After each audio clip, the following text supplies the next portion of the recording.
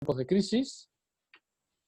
Hoy va a pronunciar una charla Pedro Caro del BECAM, del Basque Center of Applied Mathematics, con el título de El problema de Calderón con datos corruptos. Así que nos va a hablar de un problema que es a la vez un problema clásico dentro de la familia de los problemas inversos, y moderno, porque evidentemente, en fin, como él dirá mucho mejor que yo, posee aplicaciones absolutamente interesantes y actuales hoy día.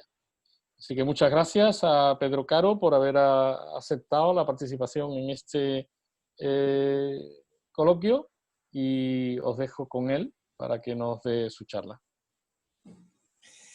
Muchas gracias, Enrique, y muchas gracias también a Luz de Teresa y a Alberto Mercado por la invitación. La verdad que es un placer poder hablar aquí sobre el problema de Calderón.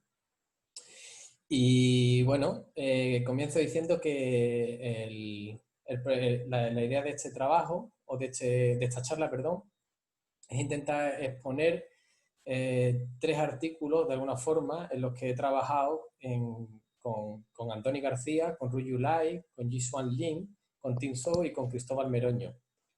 La idea de estos artículos es trabajar algunos tipos de problemas inversos con datos que contienen errores, y errores que veremos que vamos a modelar de manera estocástica, o sea que van a ser errores de tipo aleatorio.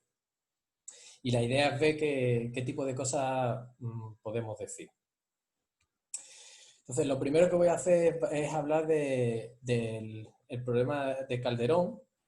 Después voy a hablar simplemente de la reconstrucción en la frontera, pero esta reconstrucción en la frontera la realizaremos sin error, digamos, sin errores aleatorios. Después trabajaremos o pasaremos a la parte del problema de Calderón con errores, con datos con ruido, digamos. Y después pasaremos digamos, a lo que sería la contribución más importante dentro del problema, que sería la reconstrucción en la frontera, partiendo de datos con ruido. La realidad es que cuando empezamos con este trabajo, lo iniciamos Antoni García y yo, y no teníamos ni idea de cómo trabajar con errores ni cómo modelarlo.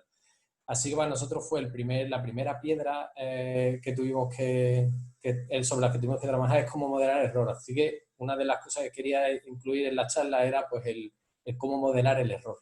Y por eso es la sección esa, de modelar el error. Después hablamos después de hecho, con la idea de cómo modelar el error, surgieron posibles extensiones, de las que voy a hablar. Una extensión es sobre la extensión a Maxwell, y después otra extensión es porque, como veremos, hay una cierta libertad en cómo se modela el error.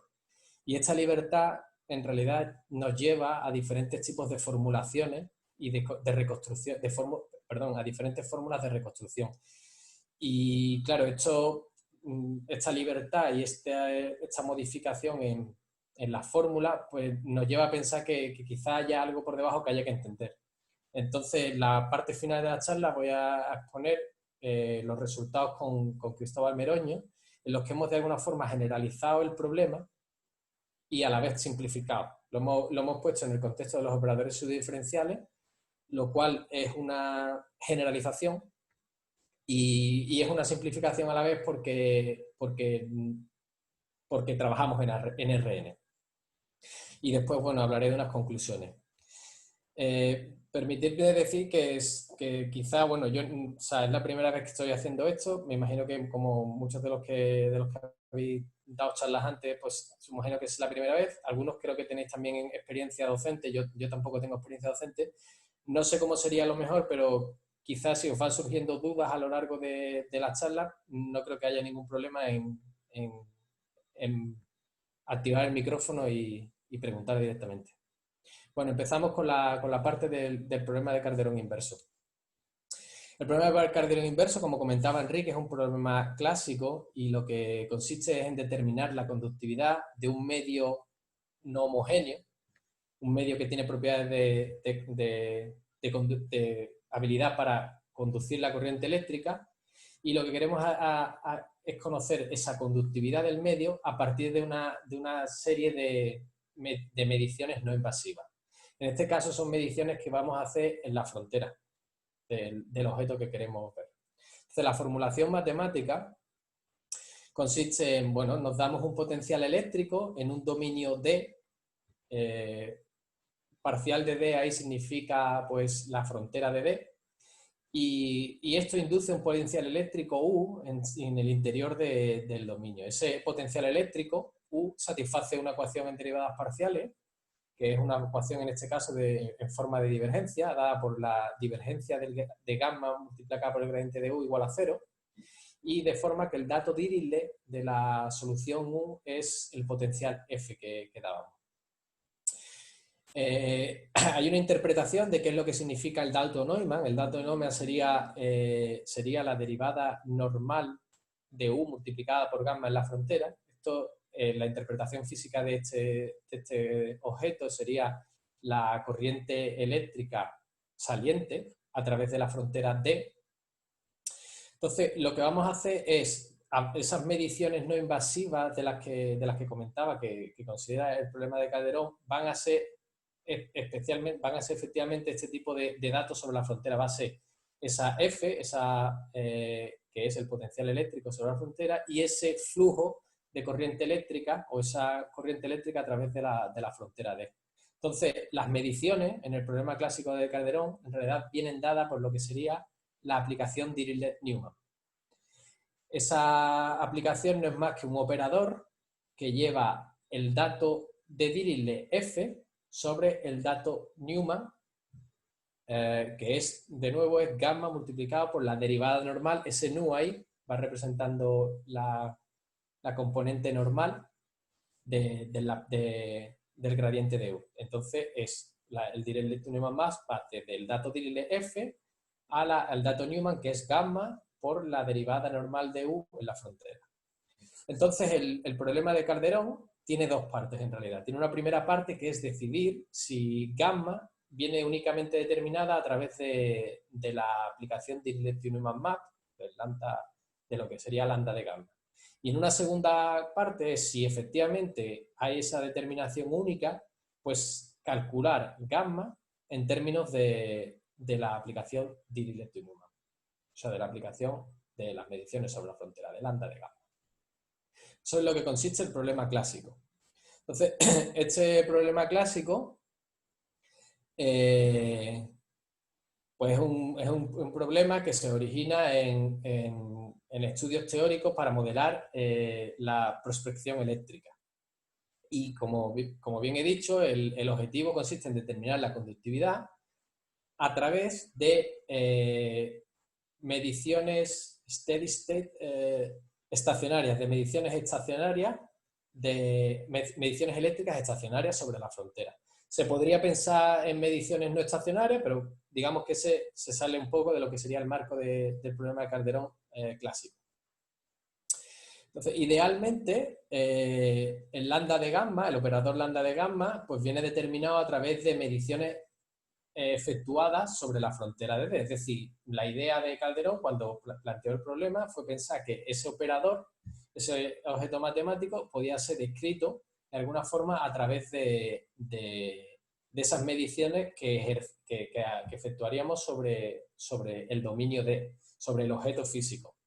Claro, este modelo pues asume dos aspectos que no tienen por qué ser los más realistas posibles. O sea, el hecho de lo que estaba suponiendo es que conocemos todo el gráfico generado, o todo el grafo, perdón, generado por la aplicación Dirichlet-Neumann. Eso significa dos cosas. Significa, por un lado, que tenemos una infinidad de datos, es decir, que tenemos infinitos datos, y otra es que conocemos los datos con una precisión infinita. Y la realidad es que, bueno, ninguna de estas dos cosas está muy bien justificada, porque los datos que vamos a obtener en la realidad van a ser puntos que se van a aproximar al grafo de la aplicación, al gráfico, grafo de la aplicación Dirichlet Neumann Map, pero en realidad no van a ser necesariamente puntos sobre el gráfico, ni tampoco van a ser infinitos. Nosotros vamos a considerar aquí, nos vamos a olvidar de la cuestión de los problemas del número finito, aunque en realidad de alguna forma están contenidos dentro de lo que hacemos, está contenido un poco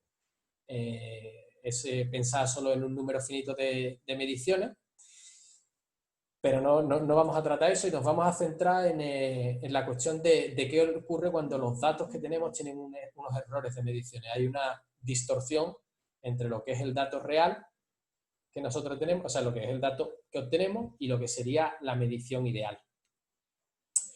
Nos vamos a olvidar un momento de esto y lo que vamos a centrarnos es en lo que sería la reconstrucción en la frontera. O sea, ahora mismo nos vamos a olvidar y vamos a pensar que tenemos el problema de Calderón clásico en el que solo tenemos la aplicación Dirichlet-Neumann y no hay ningún tipo de error. Tenemos la aplicación Dirichlet-Neumann con infinitos datos.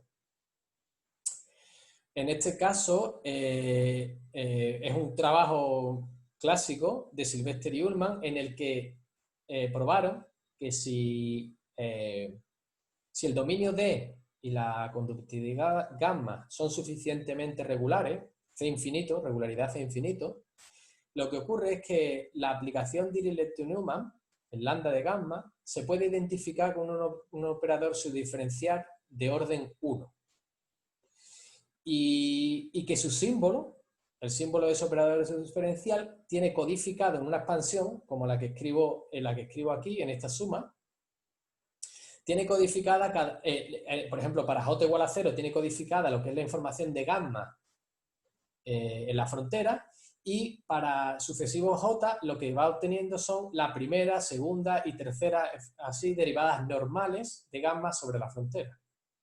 De forma que reconstruir gamma sobre la frontera, lo único que deberíamos de recuperar es saber cómo se recupera el símbolo de un operador subdiferencial. O sea que, digamos que si uno quería, en aquel entonces, si quería entender cuál era la conductividad y sus derivadas normales, por ejemplo, en la frontera, pues lo único que tenía que saber era, una vez que ya sabes que el operador Dirichlet-Neumann Map es un operador subdiferencial, es cómo recuperar el símbolo de un operador diferencial a partir de cómo recuperar el símbolo del operador diferencial. Y esto es una cosa que es bastante bien conocida y que vamos a poner aquí en un ejemplo, en el caso en el que el operador pseudo-diferencial sea en particular un operador diferencial. Vemos que en este caso es muy simple conocer lo que es el símbolo porque no es más que conjugar el operador con estas exponenciales unimodulares. Son estas exponenciales que vemos aquí. Esta operación de aplicar el operador a la exponencial y multiplicarlo por la exponencial conjugada es lo que estoy llamando conjugar el operador. Y vemos aquí el símbolo y esto es lo que corresponde al símbolo. Esto ya nos permitiría calcular, pues eso, cuáles son cada una de las A alfa que definen al operador diferencial de orden n.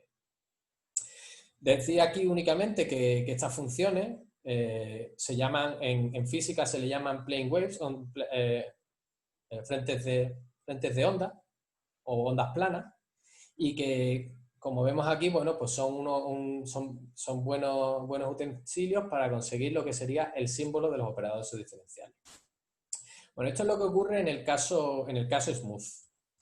Vamos a ir a un caso en el que digamos, el setting no es suficientemente regular, de forma que hace falta desarrollar un poco de maquinaria, y esta maquinaria es la que nos va a ser útil a nosotros cuando analizamos el problema con ruido. Y es por eso por lo que la introducimos. Esto es un artículo ya de hace 20 años de Brown, en el que utiliza soluciones que tienen datos Dirichlet con unas oscilaciones muy altas. Son highly oscillatory en sus datos Dirichlet. Alrededor de un punto P sobre la frontera. Son soluciones que se van concentrando y van oscilando mucho alrededor de un punto P. Ahora después veremos, más abajo, veremos cómo es la expresión de este tipo de soluciones. Bueno, entonces con estas soluciones lo que Brown fue capaz de hacer es recuperar cuál es la conductividad sobre la frontera de gamma. Entonces, con esas soluciones se puede recuperar. Para visualizar un poco cómo son este tipo de soluciones, visualizarla me refiero a dar la expresión matemática. Vamos a pensar que tenemos el punto P en el que queremos recuperar la conductividad, está centrada en el punto 0 de RD, y además ese punto 0 pertenece a la frontera de D. De forma que el dominio D está completamente contenido en el hiperplano XD mayor que 0. Eso que vemos aquí. D está contenido en el hiperplano XD mayor que 0. De forma que todo el dominio queda a un lado del hiperplano XD igual a 0. Entonces, ¿qué es lo que ocurre? Bueno, pues ocurre que las soluciones que utilizó Brown tienen como dato Dirichlet esta expresión que viene de aquí. Esta expresión que voy a aclarar un poco a poco, qué es lo que significa.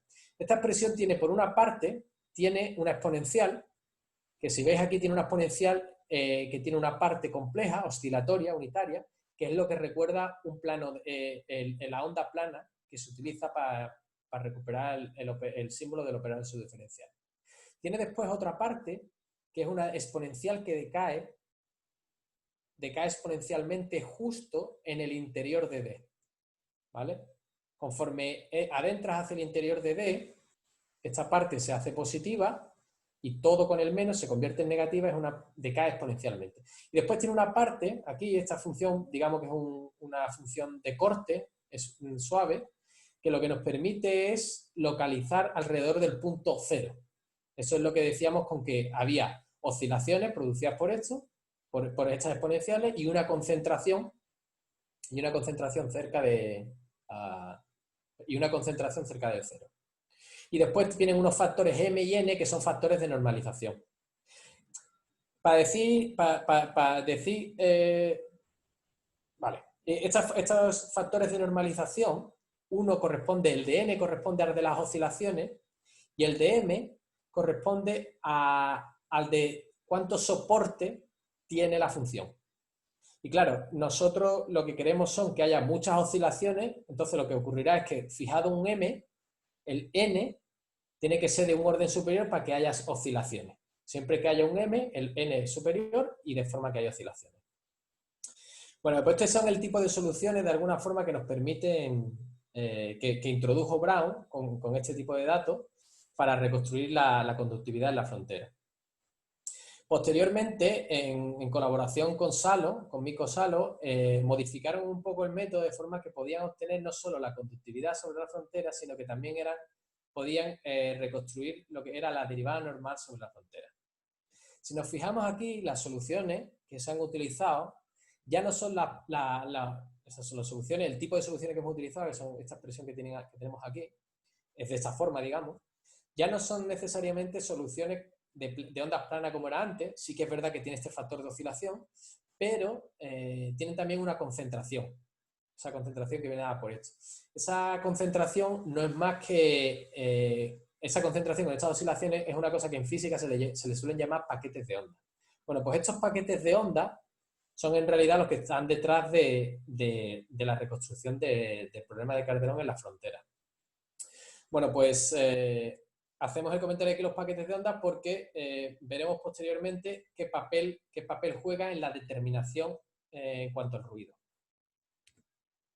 Ahora vamos a hablar del problema de Calderón con ruido. El problema de Calderón, pensemos antes que yo decía que el problema de Calderón consistía en reconstruir la conductividad gamma a partir de una aplicación que llamaba Dirichlet-Neumann Map, que denotaba como lambda de gamma. Si nos fijamos, en realidad, hablar de lambda de gamma es exactamente lo mismo que conocer pues, cada uno de estos números, esa integración en D de lambda de gamma de F y G para toda F y para toda G. Si yo conozco qué es lo que ocurre para toda F y para toda G, pues efectivamente conozco lo que ocurre para todo el operador. Bueno, pues considero esta expresión porque estos ya son números, a priori serían números reales porque estamos pensando que es un problema... porque es un problema, digamos, físico, pero la realidad es que nosotros vamos a utilizar paquetes de onda para reconstruirlo o para reconstruir los valores. Entonces, tenemos que hablar de números complejos, pero bueno, se puede pensar como eso, como número real más y número real. Entonces, estos elementos son números reales. Y estos números reales vienen dados ¿por qué? Vienen dados por la corriente que pasa a través de la frontera de D, donde si aquí doy un F, este U, esta corriente, no es más que la solución que resuelve el problema de contorno dada por esta ecuación y por este valor F. Entonces, para evitar la formulación de la precisión infinita en la hipótesis del problema de Calderón, lo que vamos a hacer es suponer que nuestros datos ya no vienen dados por estas cantidades, que son las que Calderón formuló, sino que vamos a considerar, vamos a considerar que los datos vienen dados por estas cantidades que yo escribo aquí en rojo, por esta n gamma de FG. Estos van a ser nuestros datos. Y ahora, ¿estos datos cómo vienen modelados? Pues vienen modelados para cada F y para cada G, vienen dados por lo que sería un número determinista, que es el que me da el experimento, el que me daría el experimento ideal, más un error aleatorio. Un error aleatorio es lo que yo voy a considerar que es esta E de FG, que voy a llamar error, va a ser una gaussiana compleja, centrada en cero, es decir, su esperanza es cero, y cuya varianza depende de f y de g, en una determinada forma, que se hará clara posteriormente. Aquí el decir que la gaussiana es compleja es únicamente porque el tipo de soluciones que voy a introducir son soluciones complejas, y los datos, como son paquetes de onda complejos, y es por eso por lo que necesito hablar de variable aleatoria compleja, pero bueno, podría pensar uno que tiene una variable aleatoria real más i más una variable aleatoria real de nuevo. Pero esencialmente es lo mismo que considerar la compleja gaussiana si hay un tipo de independencia entre las partes real e imaginaria, que es común suponer. Vale, entonces, ¿qué es lo que estamos diciendo? Lo que estamos diciendo es que como el error tiene esperanza cero, lo que ocurre es que la esperanza de mis datos, la esperanza de mis datos que yo tengo, esa esperanza de estos datos, como el error es cero, pues la esperanza de esos datos no es más que la integral que tenía. Es decir, que los errores, de alguna forma, pues bueno, le añadí un error aditivo, con lo cual no estoy haciendo, a la hora del error, no estoy haciendo más que decir que, bueno, que si hiciera esperanza, pues lo que tendría serían los datos ideales. ¿Qué es lo que uno podría hacer? Uno podría pensar que si esta es la situación, pues ¿qué? Pues muy fácil, ¿no? Hay un tipo de hipótesis que es muy común en las aplicaciones, que es, bueno, pues ¿cómo filtramos el ruido? Pues únicamente decimos que consideramos realizaciones del error. Cuando digo una realización del error, una realización del dato, cuando me refiero a una realización del dato, me refiero a esta cantidad así, esta cantidad en la que omega n, aquí omega es una realización. Esto significa una realización de esta variable aleatoria. Pues lo que haría sería hacer medias de distintas realizaciones. Si hago medias de distintas realizaciones y el número de realizaciones de mediciones que hago para cada una de las realizaciones lo mando a infinito, pues sé que voy a converger a esto. Esta idea está basada en la ley de los grandes números y es una hipótesis que se considera mucho. Claro, desde el punto de vista de las aplicaciones, pues la verdad es que tiene restricciones, ¿no? Porque en un principio no somos capaces de hacer muchas repeticiones, vamos a tomar pues solo unas cuantas. Y pensamos que el aparato tampoco cambia tanto, el aparato con el que estamos midiendo. Con lo cual las oscilaciones no van a ser suficientemente, no va a haber suficientes oscilaciones alrededor de la media. Con lo cual no tenemos claro si con ese número tan pequeño de oscilaciones de alguna forma vamos a filtrar efectivamente el ruido. Entonces, bueno, pues nosotros vamos a evitar ese enfoque y lo que vamos a hacer es algo más potente. Lo que queremos es evitar esa media en el número de realizaciones y lo que vamos a obtener es que con una única realización seamos capaces de reconstruir gamma. Es decir, que si nosotros somos capaces de decir, tenemos una cantidad de datos de la realización que corresponda, nos las dan, las metemos en nuestra fórmula y vamos a reconstruir a gamma sí o sí. El sí o sí aquí significa almost surely o casi seguro o con probabilidad 1. Ya veremos que el tipo de resultados que obtenemos son de esa naturaleza. Bueno, otra cosa más que hay que comentar es que la varianza, es importante la varianza de la variable aleatoria de estos datos la varianza es porque, bueno, esta cantidad que aparece aquí, pues depende de f y de g.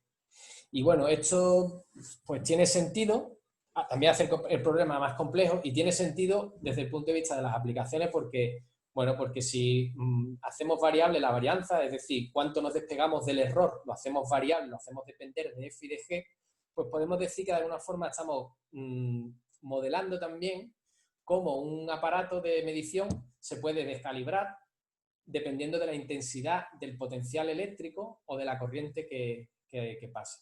Entonces, esa dependencia de la varianza, bueno, pues tiene ese sentido y esa interpretación física.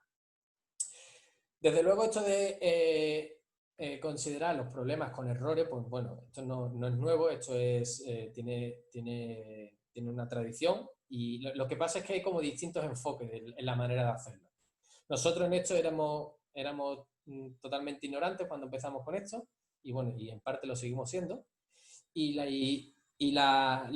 que aprendimos es que había dos maneras de entender los errores. Una era de forma determinística, que es la que suele encontrarse en los métodos de regularización, por ejemplo, de tipo Tikhonov, en el que el ruido es determinista y se hace pequeño. Entonces, en ese tipo de problemas lo que suele ocurrir es que si el error se hace cero, digamos que lo que nosotros obtenemos, lo que damos como output, convergerá a lo que vamos buscando cuando ese epsilon tiende a cero.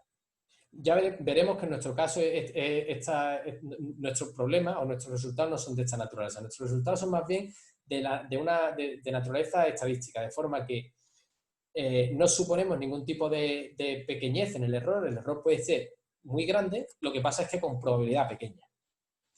Y obtenemos una serie de resultados que veremos ahora.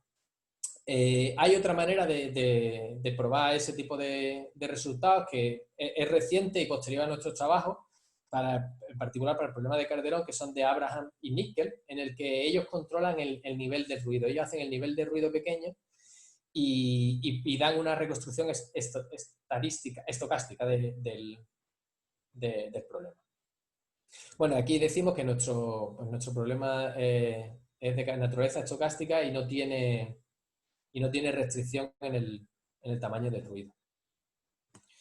Bueno, vamos ahora con la reconstrucción, con datos con ruido. En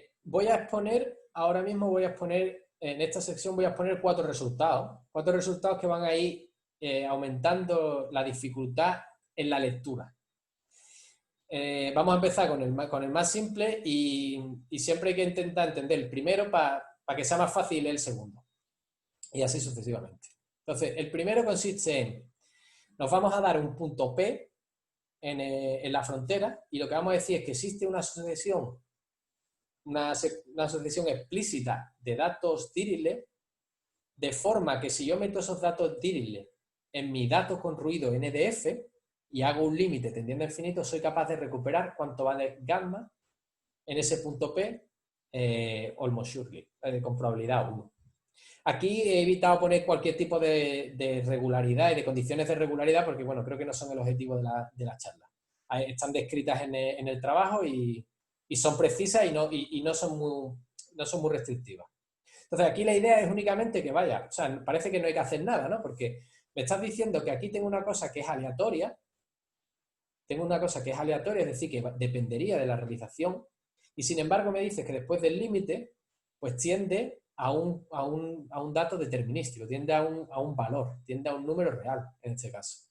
Esto significa que en realidad lo que le está ocurriendo es que los datos que hemos supuesto tienen unas propiedades estadísticas de estabilidad y de degeneración a través de estos paquetes de onda. O sea, digamos que estos datos, a través de los paquetes de onda, degeneran en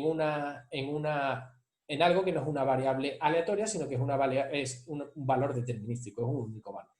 Eso es lo que habría que entender hasta ahora, es decir, es una cosa que en el lado izquierdo es aleatorio y en el otro determinista y dice que es igual almost surely, casi por todo, con probabilidad 1, digamos, o para casi toda realización. Después vamos a hablar de lo que sería la convergencia del método, claro, porque desde el punto de vista de las aplicaciones, al final nosotros nunca vamos a hacer este límite, ¿no? Lo que queremos es decir, vamos a llegar a un determinado punto y llegado a ese determinado punto es cuánto lejos estoy del dato que voy buscando. Bueno, pues aquí es donde empieza, donde está nuestra historia. Vamos a hacer lo siguiente, vamos a empezar a leer dentro de lo que está en rojo, es decir, esto que está aquí. Si nos olvidáramos de que los datos estos son probabilísticos, lo que estaríamos viendo es aquí una estimación de convergencia. Es decir, es una estimación de convergencia del límite que he comentado anteriormente. Es decir, esa diferencia entre los datos y la gamma sobre el punto, digamos que va convergiendo con este ratio, con el ratio de n a la 2 menos elevado a menos 2 tercios. Vale. Claro, como esto no es como esto no es determinista, sino que es aleatorio, bueno, pues esto tengo que entenderlo de una determinada forma. Entonces, lo que ocurre es que esta desigualdad ocurre con una probabilidad tan alta como yo quiera, con una probabilidad muy cercana a 1. Es decir, que el método que yo estoy produciendo concluye o llegaría al límite con este ratio con una probabilidad tan cercana a 1 como quiera. Esa es la manera que habría que leer digamos, esa estabilidad. Esto sería como convergencia en probabilidad, de alguna forma. Es un poco distinto, pero es como si fuera una convergencia en probabilidad, que diría yo. Bueno, sigamos adelante. Ahora vamos a hablar de la reconstrucción sobre la frontera de la derivada normal. Esta es un poco más compleja que antes. Entonces, para escribir la formulación de esta reconstrucción vamos a necesitar no solo la aplicación de Dirichlet-Newman, lambda de gamma, sino que vamos a necesitar otra aplicación de Dirichlet-Newman que voy a llamar lambda. Esta lambda es la aplicación de Dirichlet-Newman de la conductividad cuando la conductividad es idénticamente 1. Pues esta conductividad, como la conozco perfectamente, bueno, pues aquí no es necesario suponer que esto tiene un error, porque como la conozco perfectamente no tengo que hacer ningún tipo de medición. Digamos que la conozco precisamente. Entonces no hay un error. Vale, entonces ahora ¿qué es lo que ocurre? Ahora vamos a hacer lo mismo. Vamos a leer primero lo que está en lila o en violeta, aquí en medio, que lo que vamos a hacer es lo siguiente. Vamos a pensar que esta cantidad de aquí es la que yo quiero hacerle un límite y que me dé información sobre la conductividad. ¿Vale? Eso es lo que yo querría pensar. Que esta cantidad de aquí yo le hago un límite cuando la t, en este caso las familias, antes eran secuencias, ahora son familias de sucesiones, pues cuando la familia, dada así, la hago tender a infinito, digamos que esto me va a concluir una cantidad de este tipo, que es información sobre la conductividad en la frontera. Bueno, eso sería el caso si esto no fuera aleatorio. Esto, en el caso aleatorio, no es tan inmediato que eso ocurra. De hecho, no es cierto que eso ocurra. Entonces, ¿qué es lo que habría que hacer? Bueno, pues lo que habría que hacer es, consideramos esos datos, que son, esta parte es aleatoria. Esta parte aleatoria. Y esta parte es determinista, porque no depende, no hay error de medición aquí. Ahora, ¿qué es lo que hacemos? Lo vamos a integrar en una ventana que va desde n a la cuarta a 2n a la cuarta. Y le vamos a hacer la media. Y ahora, a esa cantidad, cuando le hacemos ese n tender a infinito, porque eso es una ventana que si vais pensando va creciendo conforme n va tendiendo a infinito, es decir, la ventana se va desplazando pero también va aumentando. De forma que, ¿qué es lo que le ocurre? Pues que ese límite va a dar con probabilidad 1 información de gamma sobre la frontera. Y ahora, ¿qué información de gamma sobre la frontera tenemos? Pues tenemos la información de la frontera que es la derivada normal de gamma en el punto P, una derivada, digamos lo que sería una derivada tangencial de gamma sobre el punto P y el gamma en el punto P. ¿Qué es lo que ocurre? Que la derivada tangencial y gamma en el punto P, digamos que la hemos recuperado a través del teorema anterior. Porque una vez que obtienes gamma en todos los puntos, pues tienes gamma en todos los puntos y también sabes calcular la derivada tangencial. Con lo cual, obtenemos la información de lo que vamos buscando, que es la de la derivada normal. ¿Vale? Entonces, la idea es que en el caso anterior no había que hacer este tipo de media. En el caso anterior, fijaos que simplemente lo que hacíamos era, directamente sobre esto, aplicábamos el límite. Ahora no es así. Ahora lo que ha ocurrido es que antes de aplicar el límite, hemos tenido que hacer una media. La idea de por qué eso surge vendrá después. Por el momento me voy a centrar en explicar por qué he necesitado introducir esto. ¿Vale? Y la idea de haber introducido esto, bueno, pues enlaza con la primera transparencia que puse, en la que decía que lambda de gamma era un operador pseudodiferencial de orden 1 y que su símbolo se podía expandir como esta suma infinita. Bueno, ¿qué es lo que ocurre? Pues lo que ocurre es que, como hemos visto en la primera parte, si yo hago lambda de gamma y se la aplico a f de t y a f de t cuadrado, lo que me va a dar en el límite va a ser gamma de p. Entonces, si os fijáis, si ahora yo lo que hago es, dentro de la n de gamma, yo lo que divido es, en uno de los momentos, no solo pongo la f de t, sino que pongo la f de t partido gamma, ¿qué es lo que va a ocurrir? Pues lo que va a ocurrir es que este límite en realidad me va a dar 1. ¿Vale? Eso me va a dar 1. Entonces, ¿qué es lo que pasa? Que si yo hiciera esto, claro, en la expansión solo iría a recuperar el primer símbolo, la primera parte del símbolo. Como ya ahora lo que quiero recuperar es la segunda parte del símbolo, el segundo componente del símbolo, necesito encontrar una fórmula que me aniquile la información de la primera expansión del símbolo. Con lo cual, lo único que necesito hacer es, como sé que esto me va a dar 1, y por otro lado, esto también me va a dar 1 porque no hay error y es de la conductividad valor 1, pues ¿qué es lo que ocurre? Que cuando haga esto menos esta cantidad, lo que me va a aparecer va a ser el segundo término de la expresión, que es el que contiene la derivada normal. Y bueno, salvo la modificación esta de que aquí aparece el gamma de p dividiendo, y es porque lo hemos puesto aquí, pues esta es esencialmente la razón por la que ya no me basta solo meter los datos, sino que necesito también hablar de compararlo, digamos, con qué es lo que me ocurre con un dato en el que la conductividad es constantemente 1. Vale. Eso por un lado. Y después vamos a hablar de lo que sería la convergencia, el ratio de convergencia, que al final de nuevo es lo que importa en esta situación. Entonces, vemos ahora que el ratio de convergencia, de nuevo, pues de nuevo tenemos que ver únicamente cómo estas I sub n se acercan a lo que vamos buscando. Bueno, y de nuevo, y ahora ya tampoco hay mucho más que decir, esto es el ratio sin pensar en probabilidades, esto es una aproximación, es como el ratio de convergencia de la I sub n hacia el límite, y ahora es que esto ocurre con probabilidad 1, es decir, que con probabilidad 1 el ratio converge. ¿Vale? Entonces somos capaces de encontrar lo que vamos buscando. Vale, vamos a hacer un poco unos comentarios sobre los resultados.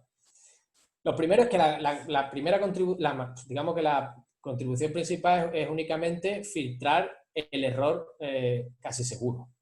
Y después, pues, da lo que llamamos aquí un ratio de convergencia con alta probabilidad. Esto está basado en dos cosas. Si nos fijamos en el primero de los resultados, en el primero de los teoremas, que era el más simple de entender, no había ningún tipo de media. Aplicamos directamente el límite a los datos. Y la razón de eso es muy simple, es que las weight packets que ponemos, que necesitamos poner, son weight packets de tal forma, o son paquetes de onda de tal forma que su norma L2 se va a 0. El hecho de que esa norma L2 se vaya a 0 significa que la varianza del error también se vaya a 0. Y cuando la varianza de una variable aleatoria se va a 0, pues al menos existe una subsucesión en la que la variable aleatoria tiende a 0 en cada punto. Eso es pensarlo como si fuera una función medible que en L2, en norma L2, va a 0, y lo que podemos es, de una forma, extraer que hay una subsucesión de forma que puntualmente converge a 0. Pues es un poco más técnico, pero la filosofía es esa. Y sin embargo, para el segundo de los teoremas, la segunda parte de los teoremas, necesitamos una media, y necesitamos una media en la raíz cuadrada de n. Y la razón de esta media es porque en realidad aquí ya no ocurre que la varianza vaya a 0. Para esta sucesión de funciones, la varianza se queda de orden 1, es decir, se queda como una constante. Es cierto que no crece, pero tampoco sabemos mucho más, con lo cual hay que hacer algo. ¿Qué es ese algo que hay que hacer? Pues ese algo está registrado en lo que significa la ley fuerte de los grandes números. Si he de ser honesto sobre la motivación que Andoni y yo nos dio este problema, fue en realidad entender este teorema que estudiamos en la carrera. Yo lo estudié en Sevilla y Andoni aquí en Bilbao, pero que no entendimos entonces. Y ahora entendemos algo mejor. La idea de la ley de los grandes números es tener unas sucesiones de variables aleatorias independientes que tienen unas medias y unas varianzas. Son independientes, y ahora las varianzas, además de esa independencia que da la correlación, también esa incorrelación que da las independencias, también tenemos un tipo de orden de crecimiento de las varianzas. Es decir, aquí vemos que las varianzas no crecen mucho, porque para exigirle esta condición, esto significa que las varianzas no crecen mucho. Bueno, pues ocurre que si tienes variables aleatorias independientes cuyas varianzas no crecen demasiado, lo que ocurre es que si haces la media de las variables aleatorias, ¿qué es lo que va a pasar? Pues que va a converger a la media de las medias.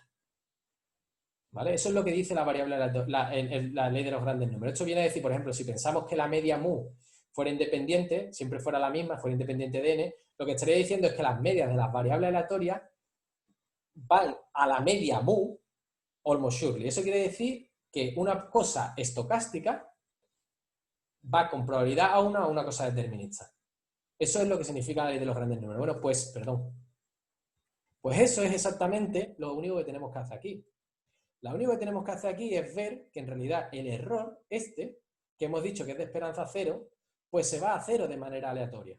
Entonces, ¿qué es lo único que necesitamos? Pues lo único que necesitamos es, en el caso en el que las varianzas pues no se vayan a cero, como es el caso que tenemos en el de las medias, pues lo único que necesitamos es que no crezcan demasiado. Bueno, y es que eso es lo que pasa.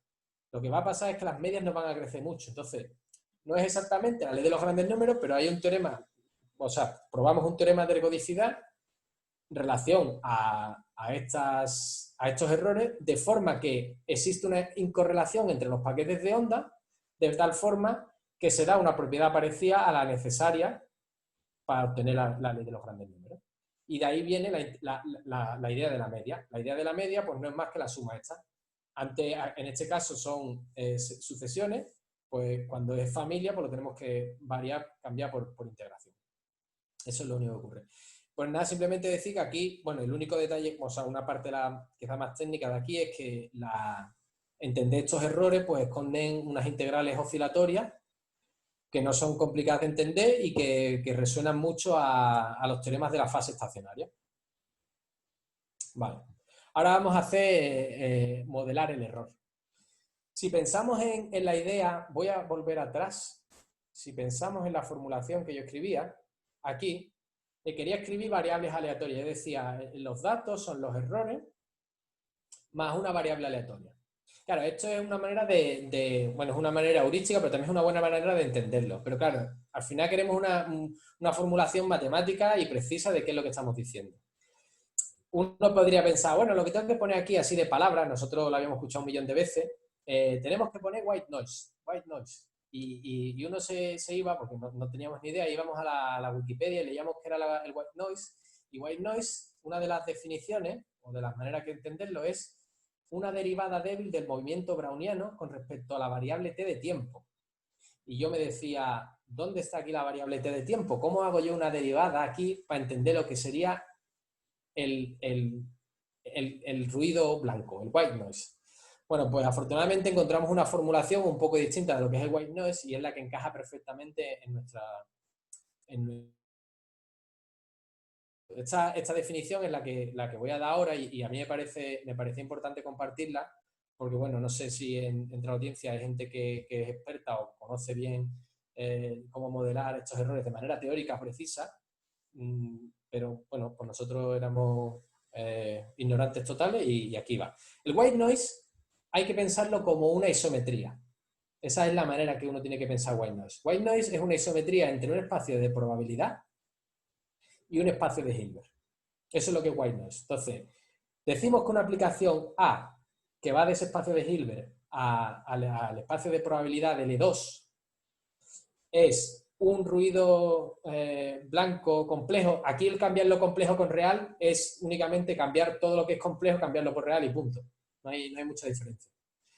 Es únicamente si para cada función f que yo meto aquí, el w de f, que es una aplicación, o sea, white noise, que es una aplicación, pues cada output de esa aplicación es una variable centrada en cero, una variable aleatoria gaussiana, compleja, centrada en cero. Y además satisface esta propiedad. Y esta propiedad es la de isometría.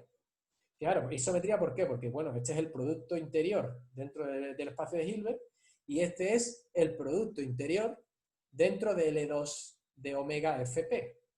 Pensad siempre que, a mí esto al principio también me confundía un poco, la esperanza es únicamente la notación, para la gente que está más acostumbrada a la teoría de la medida, es únicamente la integración en omega con respecto a la medida p. ¿Vale? O sea que esto es una isometría, es simplemente decir una isometría.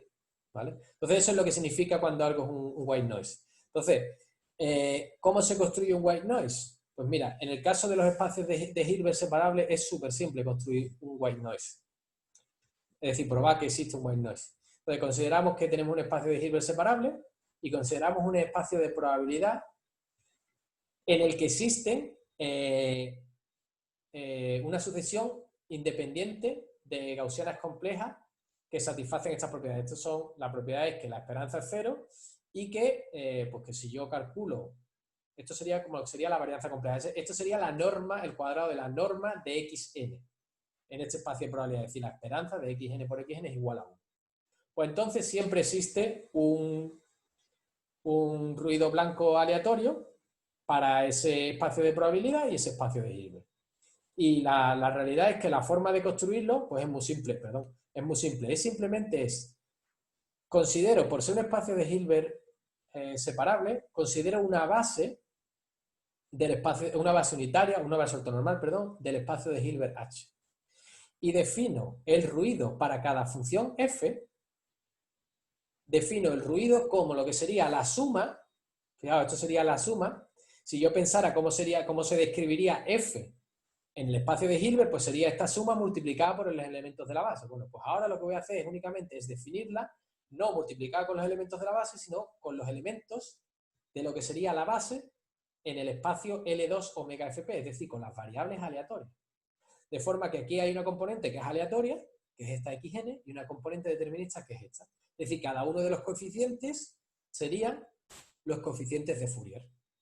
Y esta suma habría que entenderla en convergencia en L2. ¿Vale? Esa es la idea, esa es la construcción. Y ya no hay más. Esa es la existencia del ruido. Ahora, en nuestro caso, bueno, pues en nuestro caso pues hay que adaptarlo. Y la manera de adaptarlo pues no es complicado. ¿Cómo definimos nosotros el error? Bueno, pues consideramos que nuestro error lo vamos a definir a partir de este ruido blanco. Y lo vamos a definir en un espacio de Hilbert que ahora va a ser L2 producto tensorial con L2 de la frontera. De forma que a cada error de f, g lo que vamos a hacerle es asociarle únicamente el ruido blanco asociado a f producto tensorial con g.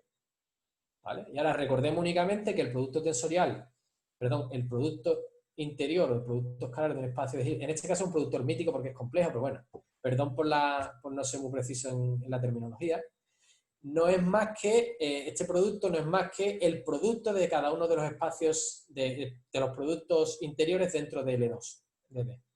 Es ese producto.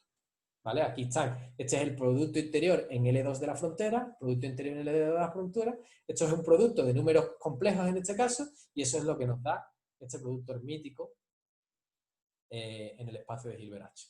¿Vale? Aquí he denotado únicamente, he denotado esto como la integral. ¿Vale?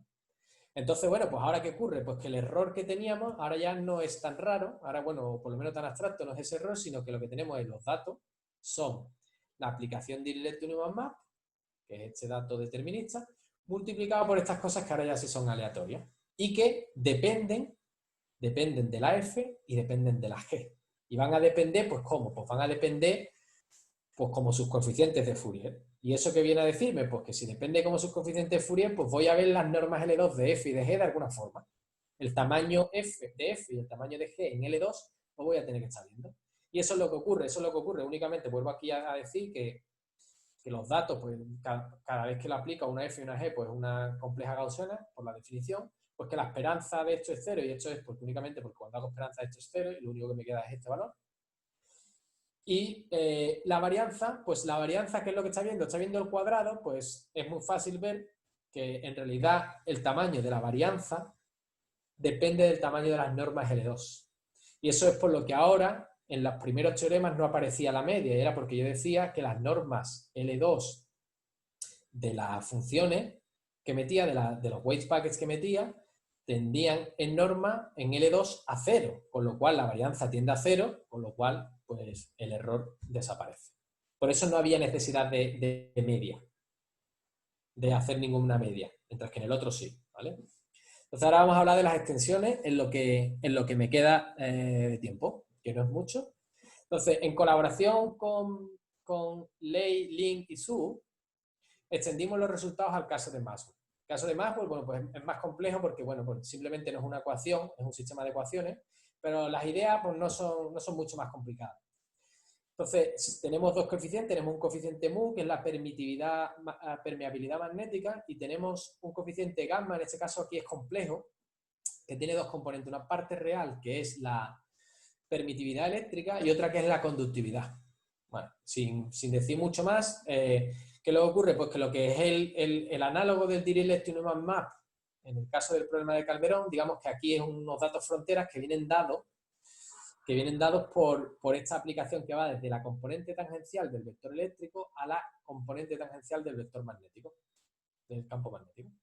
Entonces, lo que en colaboración con Lei, Lin y Zhu, lo que fuimos capaces es de reconstruir mu y gamma en la frontera a partir de modelar el error. Aquí cabe, yo creo que la anécdota, que en este caso fueron Lei, Lin y Zhu los que se interesaron por nuestro trabajo y nos escribieron. En particular me escribieron a mí y nos comentaron, o sea, nos mandaron qué es lo que ocurriría en el caso de Maxwell cuando el modelo que ellos hacían, ellos consideraban el modelo H-1. Y la razón del modelo H-1 es porque cuando uno pone lo que serían los paquetes de onda en relación a este sistema, las normas L2 ya no decaen. Con lo cual, habría que hacer el average. De forma que ellos no hicieron el average y lo que decidieron es, en vez de hacer el average, le cambio el modelo al error y consigo unas normas H-1, de forma que ahora el paquete de onda en la norma H-1, por la oscilación, ya sí decae. Entonces ahora, como decae, pues hago la fórmula como en el primer teorema que escribíamos nosotros, es decir, hacia un límite sin necesidad de average. Claro, cuando me mandaron eso, a mí no me convencía mucho la idea de poner el error en H-1. Y me planteé por qué la pregunta de no poner por qué no hacerlo en L2. Claro, ¿y qué es lo que ocurre? Pues efectivamente en L2 lo que ocurre es que ahora para reconstruir gamma y mu en la frontera, efectivamente es necesario hacer una media. Entonces, esa media, a diferencia de lo que ocurría en el problema de Calderón, o sea, ahora estoy reconstruyendo el coeficiente únicamente a orden cero, es decir, lo que sería el primer término de la expansión, y sí que tengo que hacer average, mientras que en el de Calderón no. Entonces, aquí es donde está, ¿no? Decimos, hay una necesidad de average cuando modelo el error en L2, mientras que si lo modelo en H-1 no necesito una media. Claro, a mí esto tiene una lógica detrás. Y a raíz de intentar entender la lógica, surgió esta generalización que he comentado al principio en la introducción, que es sobre la observabilidad, el problema de observabilidad con ruido. Entonces, voy a ir a ello. Esta parte es quizá, bueno, no sé si es un poco más técnica, yo creo que no necesariamente. Esta transparencia no, la siguiente sí es un poco más técnica, pero vamos a hacer en la transparencia que viene junto después, voy a dar un ejemplo que yo creo que clarifica un poco lo oscuro que es, porque realmente puede ser un poco oscuro. Entonces, vamos al problema. Ahora nos olvidamos un poco del problema de Calderón y el problema de Calderón y el problema para más. Entonces, ahora lo que vamos a intentar entender es cuál es el rol que juega la elección que yo haga del espacio de Hilbert dentro del error. Entonces, lo que vamos a introducir es un problema que es un problema a priori, sería un problema académico, pero la gracia es que no es tan académico. O sea, también tiene algo debajo y de ahí viene la notación que utilizamos, es decir, ese lenguaje de observable, mediciones, weight packets, es por la relación con la mecánica cuántica. Entonces, pero en principio uno podría pensar que es un problema puramente académico. Vamos a introducir el problema de recuperar un observable P a partir de una medición N de P, que contiene un cierto error. Entonces, en este caso, ¿qué es el observable? El observable, como ocurre en mecánica cuántica, el observable no es más que es un operador pseudodiferencial. Un operador pseudodiferencial que no es más que descrito de esta forma. Es como si fuera un multiplicador de Fourier, pero que no es invariante bajo traslaciones, perdón, porque depende del punto X. Entonces, f de hat es la transformada de Fourier. Y en este caso lo que voy a considerar es que el símbolo del operador pseudodiferencial pues es un símbolo clásico de orden m. ¿Qué es lo que ocurre ahora? Bueno, pues que las mediciones que yo estoy haciendo, que voy a medir, van a contener un error. ¿Y esas mediciones cuáles van a ser? Pues va a ser la señal que me daría el operador diferencial P aplicado a G multiplicado por F es lo que sería la señal limpia, y la voy a oscurecer con un error. Y el error va a ser del tipo de antes, pero va a ser un error ahora que voy a modelar con un parámetro beta, que va a ser, el parámetro beta va a ser el parámetro del espacio de Hilbert, perdón, del espacio de Sobolev. Es decir, esto es un espacio de Sobolev modelado en L2 con beta, un parámetro real, ¿vale? Entonces, ¿qué es lo que estaría ocurriendo aquí? Bueno, pues estaría ocurriendo varias cosas. Distintos valores de beta, yo le estoy dando distintas propiedades al ruido. La primera de las propiedades que yo le estoy dando al ruido es que cuando beta es igual a 2, el tamaño de la varianza de esta cantidad de aquí solo se ve afectado, el tamaño de la varianza solo se ve afectado por la norma L2 de F y de G, es decir, solo por la masa de F y la masa de G. Sin embargo, si el beta es positivo, ¿qué es lo que va a ocurrir? Es que el ruido se va a ver aumentado cuando hay oscilaciones de F y cuando hay oscilaciones de G. Cuando hay oscilaciones de F y cuando hay oscilaciones de G. Sin embargo, cuando el beta que yo estoy poniendo es negativo, las oscilaciones están reduciendo el tamaño del ruido. Entonces, eso es lo que ocurría en este caso de aquí. En este caso de aquí, lo que ocurría era que el ruido, que como ellos estaban modelando el ruido en un espacio de Sobolev negativo, las oscilaciones me estaban ayudando. Y ese ayudar era una manera de reducir el ruido. Entonces, pues se ve aquí en este contexto. Entonces, me estoy dando cuenta que son las 6 ya, así que perdón, las 6 depende de dónde estéis, aquí son las 6. No tengo mucho más tiempo, así que voy a saltar la siguiente transparencia y voy a decir únicamente que nosotros lo que fuimos capaces de caracterizar en este contexto, con Meroño, aquí lo cito, con Meroño fuimos capaces de caracterizar qué información es posible ver del símbolo del operador diferencial.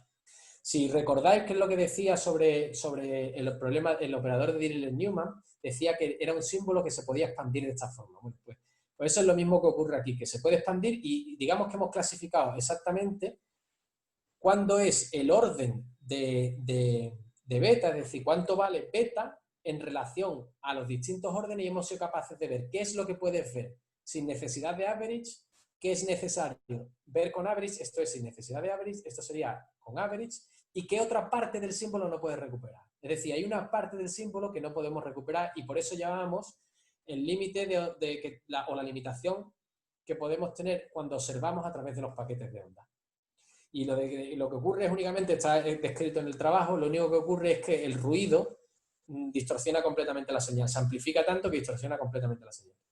Y esto era lo que yo quería transmitir aquí como un ejemplo. Entonces, lo que voy a hacer es pensar un ejemplo. Pensemos ahora, que yo creo que esto sí tiene sentido que lo diga, con un ejemplo, pensemos que el P no es un operador diferencial, no pensemos que es esa cosa tan compleja, sino pensemos únicamente que es un operador diferencial de orden M. Entonces, lo que podemos decir es que podemos recuperar, esto es consecuencia del trabajo con Meroño, es que podemos recuperar completamente el operador diferencial con probabilidad 1 a través de estos datos con ruido y con un ruido que tiene el beta positivo, es decir, con un ruido para el cual las oscilaciones amplifican el ruido. O sea, que digamos que si el beta no es mayor que un cuarto, es decir, estrictamente menor que un cuarto, podemos filtrar el ruido para ese operador diferencial. O sea, que seríamos capaces, por ejemplo, si un operador elíptico, pues no sé, pues construir una parametrix, en fin, conocer pues eso, todo el símbolo únicamente a partir de esas mediciones con ruido. Y bueno, ya termino con la conclusión y supongo que lo único que yo recordaría de la charla, creo que si hubiera estado escuchándola, es que el problema de Calderón es, pues eso, es un problema que surge en prospección eléctrica, que implementar lo que se conoce a nivel teórico no es fácil y tiene varios challenges, sorry. Y uno se debe a que, bueno, pues que supone que hay una infinita precisión en las mediciones, cosa que no es trivial ni cierta, y otra que supone una cantidad infinita de mediciones, perdón. Después, lo que hemos visto es que podemos considerar un problema de reconstrucción en la frontera a partir de datos corruptos, y hemos visto cómo utilizar un enfoque estadístico y hemos dado reconstrucción almost surely, con probabilidad 1. Después decir que hemos sido capaces también de dar el ratio de convergencia, que de alguna forma es lo que podría tener más aplicaciones más prácticas, ¿no? Y después que la idea de fondo de las medias y eso no es más que la ley fuerte de los grandes números, que fue la que nos motivó. Después que estos resultados pues, se pueden extender a Maxwell y que en esta tesitura con Maxwell pues se entiende que hay una elección en cómo eligen el moderar el error y que eso da diferentes tipos de fórmulas y entonces lo que quisimos ver después era, es decir, esas diferencias, esas fórmulas, qué es lo que nos permiten ver y qué no. Y para eso pues generalizamos el problema utilizando este problema de observabilidad para operadores diferenciales que en realidad supone una simplificación. A pesar de que es una generalización, supone una simplificación que permite dar un contexto más general. Y eso es todo lo que quería contaros. Muchas gracias. Muy bien, pues muchas gracias, Pedro, por charla. Y bueno, vamos a abrir ahora un turno de intervenciones, de preguntas, por si alguien quiere hacer algún comentario, alguna pregunta.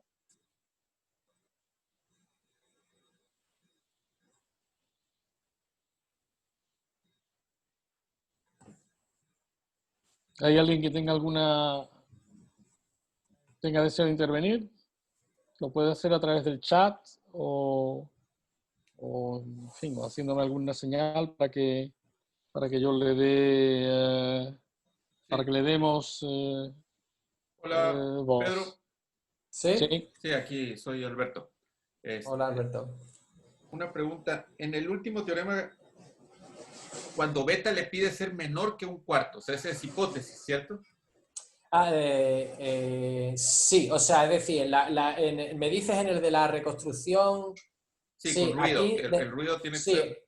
claro, en este caso decimos, si el operador P fuera un operador diferencial de orden n, cualquiera, pues podríamos recuperar el símbolo completo del operador diferencial suponiendo que el error n beta p, digamos, el beta lo pongo ahí para decir que ahí está ese parámetro, siempre que el beta sea menor que un cuarto. Si el beta fuera mayor que un cuarto, Ajá. por ejemplo, imagínate que el beta fuera ligeramente mayor que un cuarto, pero por ejemplo menor que un medio, pues lo que ocurriría es que podríamos recuperar todo el operador salvo el símbolo de orden cero.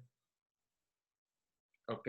¿Y más grande? ¿Y beta más grande? Porque entre uno sea capaz de recuperar con beta más grande es mejor, ¿cierto? Porque permite... Claro, cuanto más beta, cuanto más grande fuera beta y fueras capaz de recuperar, más robusto sería tu método.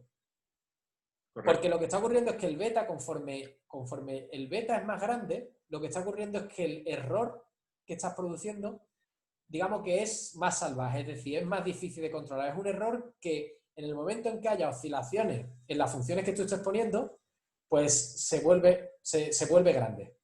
Entonces, ¿qué pasa? Que nosotros estamos utilizando paquetes de ondas. Paquetes de ondas son funciones cuyo soporte se va haciendo pequeño, pero cada vez va oscilando más y más y más y más. O sea que la oscilación está jugando para nuestro algoritmo de reconstrucción un papel fundamental.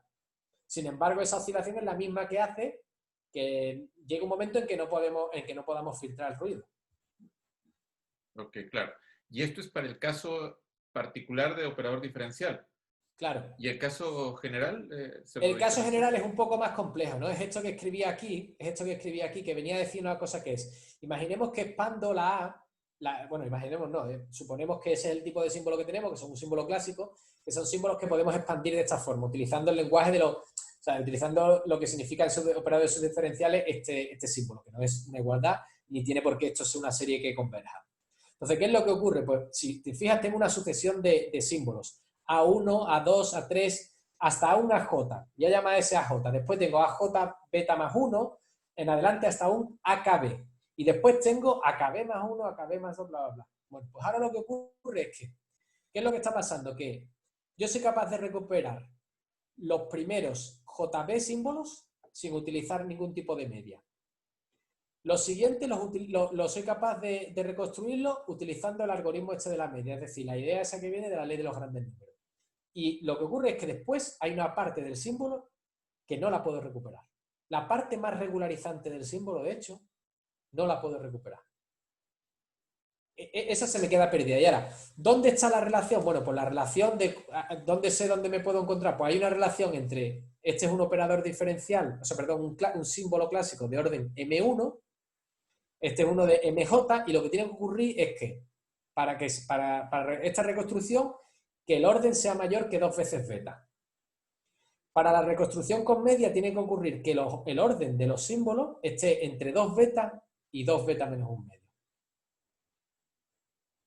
Y así, y ahora debajo de 2 beta menos 1 medio, pierdo la señal. Es decir, la señal, que es lo que yo voy buscando, lo que yo quiero descifrar, se pierde en el ruido.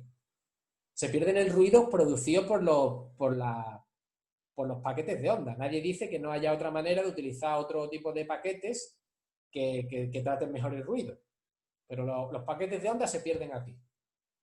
Este sería el caso general. En el paper está escrito con todo detalle qué es lo que sería. Pero digamos que lo que ocurre es que hay una parte del símbolo que puedes recuperar sin media, una parte que puedes recuperar haciendo una media y otra parte que te pierdes completamente y que no puedes recuperar utilizando los paquetes de onda. La idea, por comentarlo aquí, ¿por qué es importante, por qué hago el énfasis entre el rojo y el violeta cuando hay media y cuando no hay media?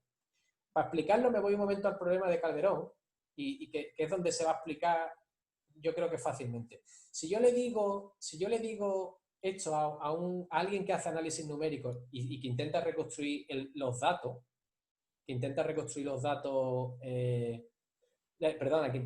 la conductividad en la frontera, estoy seguro que no le sorprende lo que le estoy diciendo. O sea, esto lo he puesto en términos matemáticos, es decir, lo he formalizado con un error y algo así, pero no. ¿Por qué? Porque seguro que ellos, cuando hacen la fórmula y le meten un error del porcentaje que quieran, ven que el método que ellos tienen, sin añadirle ruido, es muy robusto. Es suficientemente robusto, y es decir, me da igual el error que yo le meto un porcentaje del error tal que mi método converge. Y la razón es por lo que decía, porque los paquetes de onda que estoy utilizando tienen una norma en L2 que va tendiendo a 0. Más interesante sería preguntarle a un analista numérico qué le ocurre cuando intenta reconstruir la fórmula con esta frontera. O sea, qué le ocurre cuando le mete error a esta fórmula. Es decir, sin hacerle la media. ¿Qué le ocurre? Y seguramente, y esto no lo sé porque no lo he hablado con nadie que en particular haya trabajado esto, seguramente diga que el método no es tan robusto. Seguramente diga que a ciertos niveles, y es lo normal, sería lo normal, es que a ciertos niveles de error pierdas completamente la señal. Sin embargo, aquí lo que estamos diciendo es que si haces una media con respecto a los parámetros, esa señal no se pierde. Entonces, por eso era por lo que intentaba siempre identificar lo de que cuando hay media y cuando no hay media. Cuando no hay media, a los analistas numéricos no les vas a contar nada nuevo. Mi opinión. Cuando hay media, seguramente le estés contando algo que ellos no sepan ver directamente en el experimento. En el experimento numérico, quiero decir.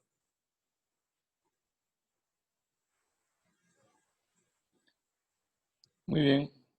A ver, una pregunta rápida que Font nos hace. ¿Has pensado en generalizar cambiando el ruido blanco por un fractional white noise o alguna otra variante?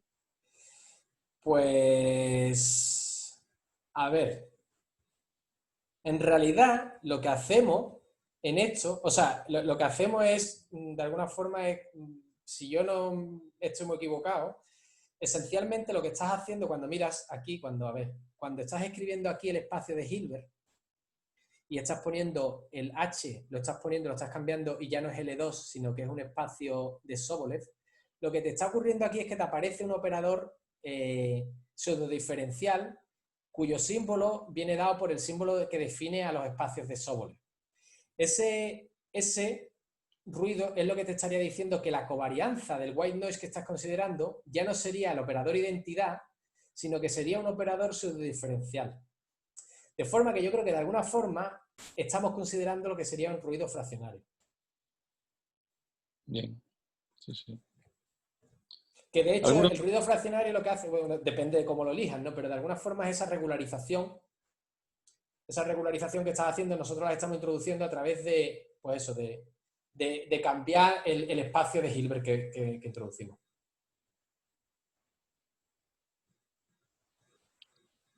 ¿Alguna otra pregunta o comentario? Sí, hola, me gustaría hacer una pregunta. Sí. Hola. Hola Pedro, muchas gracias por la charla, muy interesante. Lo que me gustaría preguntar es, ¿tú consideras el ruido blanco ya en la medición directamente? ¿Se podría considerar o sería interesante considerar el ruido blanco en las funciones F y G y luego ver cómo este ruido blanco emerge a través del operador? Podría ser una manera, de hecho, podría ser una manera, claro. O sea, ahora mismo yo, o sea, digamos que lo que he hecho aquí ha sido...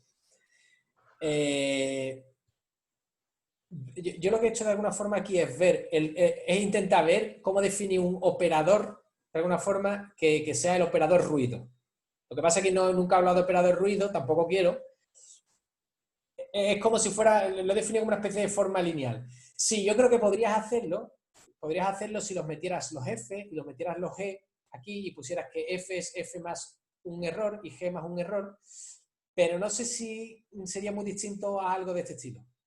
Creo que sí, que podría ser, y no sé cuáles serían así a priori no sé cuáles serían las diferencias. O sea, Es no que sabría decirte. Es que yo pienso que a lo mejor la diferencia sería que el ruido que tú estás considerando sería como los términos de primer orden del otro ruido. Porque al meterlo en el F y el G te va a quedar una expansión, probablemente no lineal, y tú lo que estás considerando son, por ejemplo, si miro solamente el término del F, estás considerando el término lineal. Efectivamente, efectivamente, eso sí es importante, yo no quiero multiplicados gaussianos. Ujú. Efectivamente, llevas razón en lo que estás diciendo. Yo no quiero multiplicados gaussianos. Efectivamente, si yo me multiplicara aquí una F y le pusiera un ruido E1 y aquí una G con un ruido E2, lo que me ocurriría es que habría un momento en el que estaría multiplicando una E1 y una E2 y no quiero multiplicar gaussianas. Claro, pero si lo pienso siguiendo los argumentos que tú esbozaste, si multiplico gaussiana y son ruidos blancos y son independientes, probablemente podría, al sacar esperanza, eliminar los términos cruzados. Efectivamente, si son independientes, efectivamente, tendrías los términos cruzados, desaparecerían. Lo que pasa es que yo no tomo esperanza en ningún momento. Yo tomo las varianzas. Claro. Que si tomara esperanza, claro, si tomara esperanza, en mi caso esto sería trivial, porque me quitaría directamente el error. Uh-huh. O sea, según lo que tú estarías diciendo, lo que tendría que ver es qué es lo que le pasa, cómo ocurriría, qué es lo que le ocurriría a las sucesiones de ese producto de Gaussiana, qué es lo que le ocurriría. De todas formas, el problema sería distinto, porque no veo yo ahora, por ejemplo, en el modelo que nosotros hacemos, los ruidos, perdón, los input F y G que nosotros metemos, digamos que producen un error por el hecho de haber metido esos F y esos G. Tú lo que estarías haciendo es hacerle un error aditivo a cada F y a cada G, con lo cual no necesariamente el ruido que introduces aumenta con F o con G. ¿Me explico? Claro. Entonces, no sé, o sea, creo que habría que analizarlo. Yeah. Pero sí, o sea, esto sí que es verdad que una cosa que nosotros hemos evitado es multiplicar dos gaussianas. Vale. Porque dos gaussianas el producto de dos gaussianas no es una gaussiana. Gracias. Muchas gracias. Nada, gracias por la pregunta. Muy bien, bueno, pues ¿alguna pregunta más? ¿Una última pregunta? A ver, yo tengo una pregunta relacionada con el comienzo de la charla, que estaba motivado por el problema de Calderón. Entonces, mi pregunta es si tenéis en mente alguna versión no estacionaria de los resultados, es decir, algo que se refiera al problema de Calderón, pero para una ecuación de tipo calor o algo parecido. Con ruido no hemos hecho nada. sin ruido sí, y yo creo que es interesante el problema con ruido. El problema con ruido yo creo, perdón, el problema con la variable de tiempo es interesante por dos puntos de vista, creo yo, en mi opinión. Hay dos maneras. Uno es que, aunque el coeficiente sea estacionario, es interesante porque en realidad cuando haces evolucionar el tiempo, pues lo que estás haciendo es tener más datos, y esos datos los tienes en la realidad. Es verdad que simplifica el problema matemático, entonces hay gente que no le gusta considerarlo tanto porque como el problema matemático se simplifica, pues no lo considera. Pero por otro lado, lo que yo creo que también es interesante es que a veces el coeficiente, quizá no el de difusión, pero en una ecuación parabólica, el coeficiente de advección sí que depende del tiempo. Entonces, en un problema de esas características, en las que el campo de velocidades, por ejemplo, dicho en un fluido, el campo de velocidades, que estaría de alguna forma haciendo el término de drift que transmite el calor, pues también tendría sentido obtenerlo, y también tendría sentido, claro, en ese caso, cuando depende del tiempo, pues tus mediciones ya no pueden ser de tipo estacionario, tienen que ser unas mediciones que dependan del tiempo. Y con ruido que yo sepa, no, con ruido que yo sepa, no hay nada. Creo que, bueno, nosotros cuando estudiamos esto no nos inspiramos en nada que hubiera hecho. O sea, nos inspiramos un poco en lo que he dicho, en aprender la ley de los grandes números.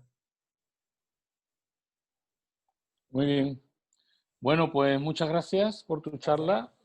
Todo ha sido, creo que, en fin, que represento la opinión de todo el mundo, muy interesante, y nos ha abierto el camino de la comprensión de los problemas inversos y en particular todo lo que gira todo el problema de Calderón.